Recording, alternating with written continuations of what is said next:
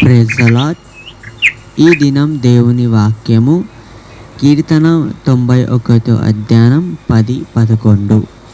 నీకు ఏ అపాయము వేళ రాదు, ఏ తెగులు నీ గుడానికి సమీపించదు. నీ మార్గములన్నిటిలో నిన్ను కాపాడునట్లు ఆయన నిన్ను గురించి తన దూతలను ఆజ్ఞాపించాడు. దేవుడు ఈ వాక్యముతో నీకు ఏ తెగులు నీ గుడానికి రాదని, నువ్వు వెళ్ళే ప్రతి మార్గంలో ఏ అపాయం రాదు అని, తన దూతలు మన మధ్యలో ఉన్నాయి, నివసిస్తున్నాయి అని దేవుడి వాక్యముతో మిమ్మల్ని ఈరోజు సెలవిస్తున్నాడు. కాబట్టి మనము దేవుని మీద విశ్వాసం ఉంచి ముందుకి అడుగు పెడతాం. ప్రతి ఒక్క దాంట్లో దేవుడు మనకి సాయం చేస్తున్నాడు.